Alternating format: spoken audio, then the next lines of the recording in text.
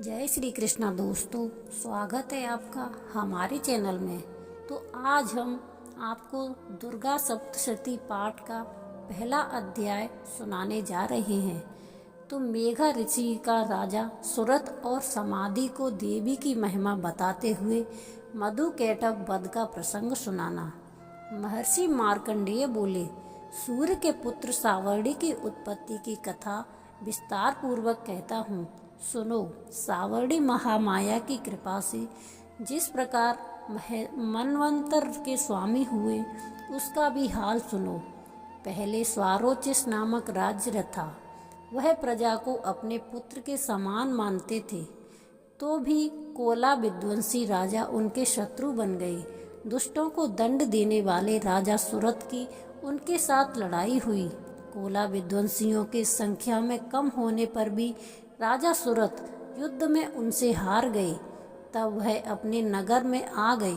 केवल अपने देश का राज्य ही उनके पास रह गया और वह उसी देश के राजा होकर राज्य करने लगे।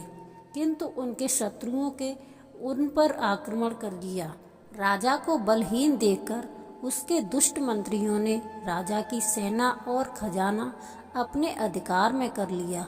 राजा सुरथ अपने राज्याधिकार को हारकर शिकार खेलने के बहाने घोड़े पर सवार होकर वहां से एक भयंकर वन की ओर चल गए।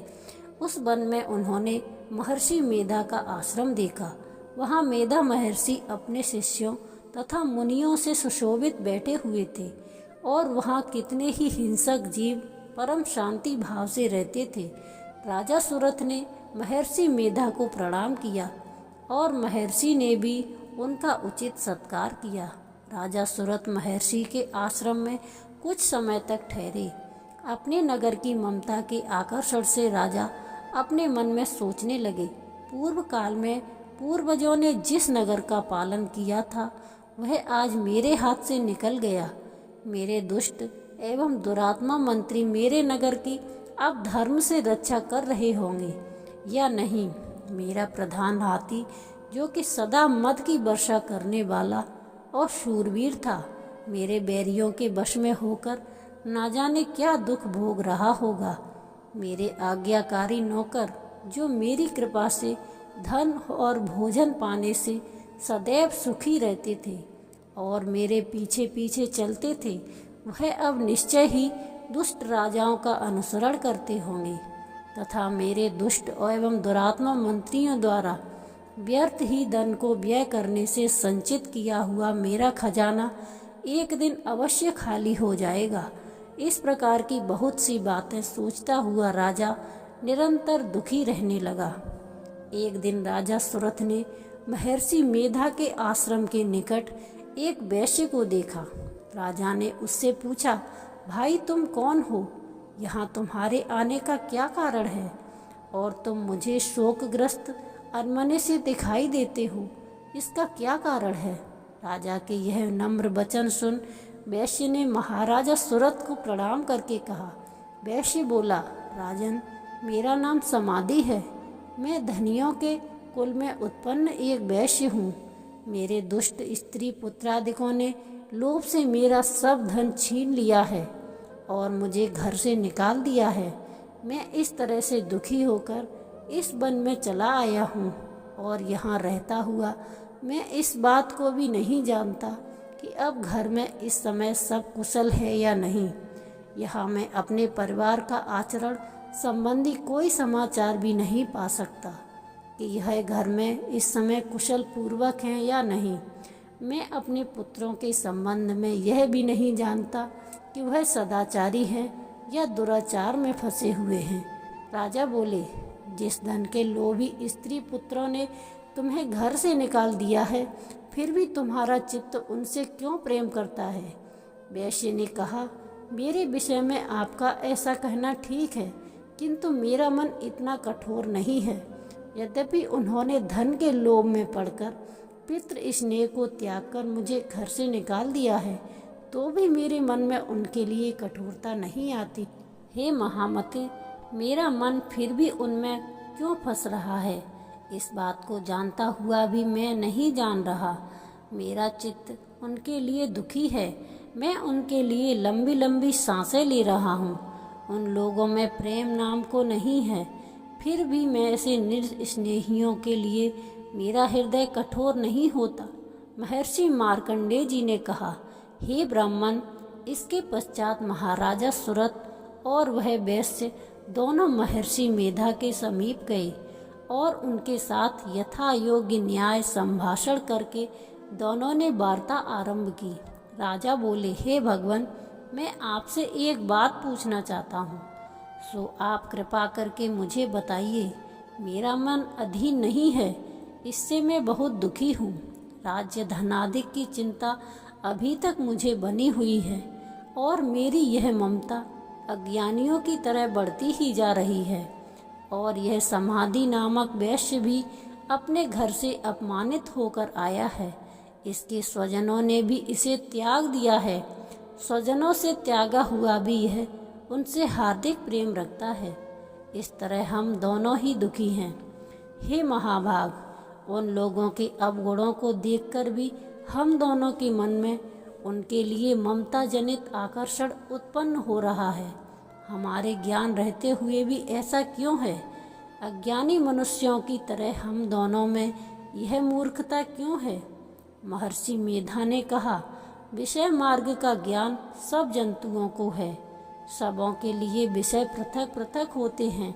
कुछ प्राणी दिन में नहीं देखते और कुछ रात को, परंतु कई जीव ऐसे हैं जो दिन तथा रात दोनों में देख सकते हैं। यह सत्य है कि मनुष्यों में ज्ञान प्रधान है, किंतु केवल मनुष्य ही ज्ञानी नहीं होता। पशु पक्षी आदि भी ज्ञान रखते हैं।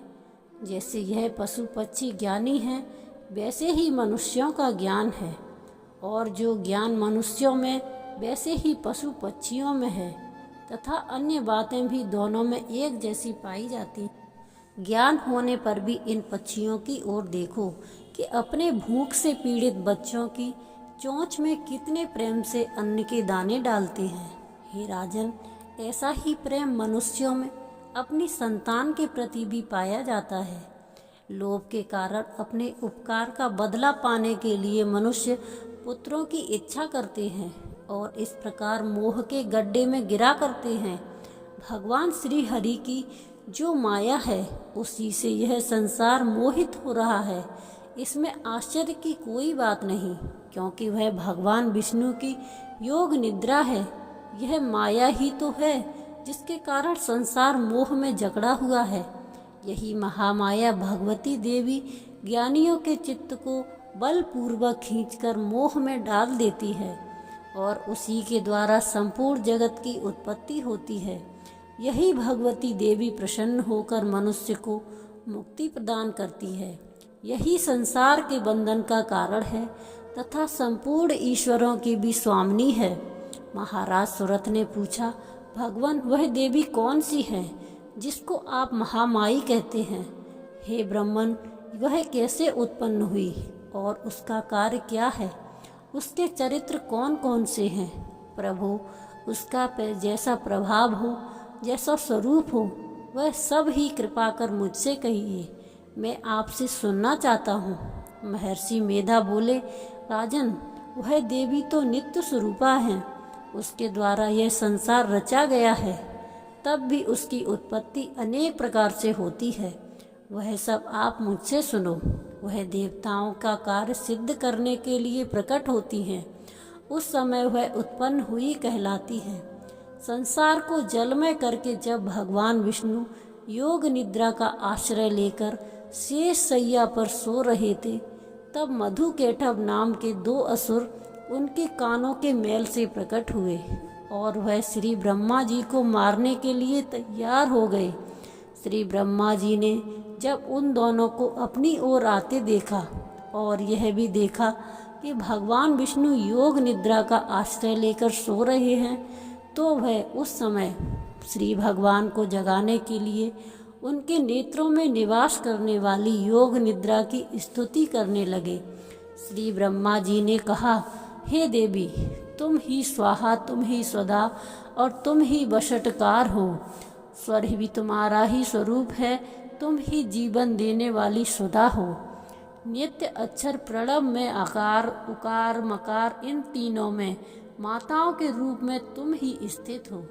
इसके अतिरिक्त जो बिंद पद अर्थ मात्रा है जिसका के विशेष रूप से उच्चारण नहीं किया जाता है, हे देवी वह भी तुम ही हो। हे देवी संध्या सावित्री तथा परम जननी तुम ही हो। तुम इस विश्व को धारण करने वाली हो। तुमने ही इस जगत की रचना की है और तुम ही इस जगत का पालन करने वाली हो। तुम ही कल्प के अंत में सबको भक्षण करने वाली हो। हे देवी जगत की उत्पत्ति के समय तुम सृष्टि रूपा होती हो, पालन काल में स्थिति रूप हो और कल्प के अंत में सहार रूप धारण कर लेती हो। तुम ही महाविद्या महामाया महामेधा महारात्रि और मोहरात्रि हो। श्री ईश्वरी और बोध स्वरूपा बुद्धि भी तुम ही हो। लज्जा पुष्टि तुष्टि शांति और क्षमा भी तुम ही हो। तुम ही खड्ग धारिणी शूल धारिणी घोर रूपा तथा गदा चक्र शंख और धनुष को धारण करने वाली हो। बाण भुषुंडी और परिग यह भी तुम्हारे ही अस्त्र हैं। तुम सौम्य और सौम्यतर हो। यही नहीं बल्कि जितनी भी सौम्य तथा सुंदर वस्तुएं इस संसार में हैं उन सब से बढ़कर सुंदर तुम हो। पर और अपर सबसे घर रहने वाली सुंदर तुम ही हो। हे सर्वस्वरूप देवी जो भी असत पदार्थ है और उनमें जो शक्ति है वह तुम ही हो। ऐसी अवस्था में भला तुम्हारी स्तुति कौन कर सकता है। इस संसार की सृष्टि पालन और संहार करने वाले जो भगवान हैं उनको भी जब तुमने निद्रा के वशीभूत कर दिया है तो फिर तुम्हारी स्तुति कौन कर सकता है। मुझे भगवान विष्णु तथा भगवान शंकर को शरीर धारण कराने वाली तुम ही हो। तुम्हारी स्तुति करने की शक्ति किसमें है। हे देवी तुम तो अपने इन उदार प्रभावों के कारण ही प्रशंसनीय हो। मधु और केटभ जो भयंकर असुर हैं इन्हें मोह में डाल दो और श्री हरि भगवान विष्णु को भी जल्दी जगा दो और उनमें इनको मार डालने की बुद्धि भी उत्पन्न कर दो।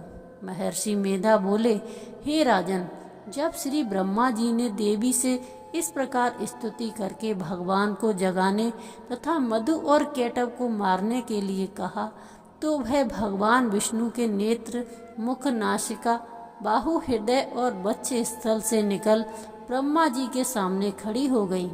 उनका ऐसा करना था कि भगवान श्री हरि तुरंत जाग उठे और दोनों असुरों को देखा जो कि अत्यंत बलवान तथा पराक्रमी थे और मारे क्रोध के जिनके नेत्र लाल हो रहे थे और जो ब्रह्मा जी का वध करने के लिए तैयार थे। तब क्रुद्ध हो उन दोनों दुरात्मा असुरों के साथ भगवान श्री हरि पूरे 5000 वर्ष तक लड़ते रहे। एक तो वह अत्यंत बलवान तथा पराक्रमी थे, दूसरे महामाया ने भी उन्हें मोह में डाल रखा था। अतः वह श्री भगवान से कहने लगे, हम दोनों तुम्हारी वीरता से अत्यंत प्रसन्न हैं, तुम हमसे कोई वर मांगो। भगवान ने कहा, यदि तुम मुझ पर प्रसन्न हो तो अब तुम मेरे हाथों से मर जाओ। बस इतना सा ही वर मैं तुमसे मांगता हूँ, यहाँ दूसरे वर से क्या प्रयोजन है। महर्षि मेधा बोले, इस तरह से जब वह धोखे में आ गए और अपने चारों ओर जल ही जल देखा तो भगवान श्री हरि से कहने लगे, जहाँ पर जल ना हो सूखी जमीन हो उसी जगह हमारा वध कीजिए।